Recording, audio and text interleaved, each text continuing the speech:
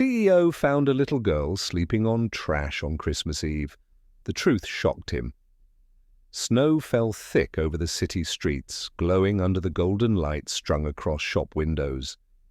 Families hurried past with wrapped boxes in their arms, laughter spilling into the night. But in a dark alley behind the glittering stores, the CEO stopped dead in his tracks. There, curled on a pile of discarded cardboard, lay a little girl. Her dress was torn, her tiny hands wrapped around herself for warmth, her breath shallow in the freezing air. Beside her, a broken doll with one missing eye was clutched tight against her chest. The CEO's polished shoes crunched on the frost as he stepped closer. She stirred, blinking up at him with eyes far too old for her small face. "Please don't take my doll," she whispered, her voice weak. "It's all I have left." His throat tightened. He had expected thieves, maybe beggars, but not this. A child alone, abandoned in the cold. And when he asked her where her parents were, the answer she gave made his chest ache in a way money never could. Because the truth of why she was there would not only change her Christmas, but his life forever. Her lips trembled as she spoke, her words breaking with the cold. "Mama told me to wait here. She said she'd come back after finding food, but she never did." She hugged the broken doll tighter, burying her face in its worn fabric. The CEO's jaw tightened, a heaviness settling in his chest. Around them, the city glowed with Christmas cheer. Children pressed against toy store windows. Families sang outside churches. But here, this child had been left to sleep on trash, believing her mother's promise like it was the only thing keeping her alive. "Do you know where your home is?" he asked softly, kneeling beside her. She shook her head, her hair falling into her face. This was home. "Until Mama comes back." The CEO swallowed hard. He had built his empire on numbers, contracts, and endless hours spent chasing wealth. But as he looked at her fragile form, shivering against the winter wind, he felt the weight of every fortune he'd ever made. What good was it if a child could lie forgotten just steps away from the glittering stores he owned? He pulled off his thick coat and wrapped it around her tiny shoulders. She looked up at him with wide, uncertain eyes. "Why are you helping me?" she whispered. He hesitated, the truth cutting deeper than he expected. "'Cause no one ever helped me when I was small."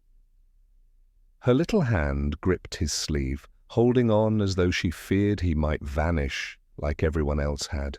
And in that moment, the man who thought he had everything realized he was standing in front of the one thing money had never given him, a chance to change a life, and maybe his own. The CEO carried her out of the alley, her small frame weightless in his arms. The streets bustled with carolers and families rushing home, yet heads turned as they saw the sharp-suited man clutching a child wrapped in his coat. For once he didn't care about the stares, the whispers, or the photographs flashing from strangers' phones. At his car, he opened the door and set her gently inside, blasting the heater until warmth filled the space. She blinked, dazed, her tiny fingers tracing the leather seat. "It's too nice," she murmured, almost afraid to touch. He forced a smile, though his throat burned. "It's just a car. You deserve more than this." On the drive, he called his staff, his voice low but urgent. "Get the best doctor to my house." "And toys, clothes, everything a child needs, tonight." When they arrived at his sprawling estate, the girl's eyes widened. Lights twinkled across the mansion, wreaths hung on the doors, and a tree glittered in the grand hall. She pressed her face to the window, breath fogging the glass. "It looks like the stories Mama used to tell me," she whispered. He swallowed the ache in his chest, lifting her once more as they entered the warmth. The servants looked on in shock, unused to their master bringing anyone home, let alone a shivering little girl pulled from the streets. But his gaze silenced questions. Wrapped now in blankets, sipping warm cocoa, she seemed smaller, younger, her eyelids heavy from exhaustion. "Will Mama find me here?" she asked, her voice fragile with hope. The CEO paused, his heart caught between truth and comfort. He knelt beside her, brushing a strand of hair from her face. "If she doesn't, then I'll be here. You won't be alone again." Her hand reached out, clutching his tightly, and something in him shifted, a crack in the walls he had built around his heart. For the first time in years, the house didn't feel like a mansion. It felt like a home waiting to be filled. Morning light spilled across the mansion, painting the walls gold. The little girl stirred under thick quilts, her cheeks rosy now instead of pale. When she sat up, the first thing she saw wasn't the tree or the gift stacked beneath it. It was the CEO, slumped in a chair by her bedside, still in his suit, as if he hadn't slept at all. Her small voice broke the quiet. "You stayed?" His eyes opened, weary but soft. "I told you you wouldn't be alone," she smiled faintly, clutching her broken doll. But before he could return the smile, a knock thundered through the hall.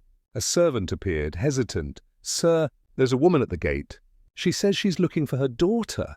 The girl's eyes widened, tears springing instantly.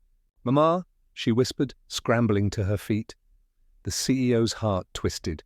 He followed her to the foyer where, beyond the heavy doors, a frail woman stood, her coat thin, her face hollow from hunger, but her eyes alive with desperation. The moment the girl rushed into her arms, both mother and child clung to each other, sobbing into the cold morning air. The CEO watched in silence, his chest heavy with something he couldn't quite name. He had expected anger, questions, explanations.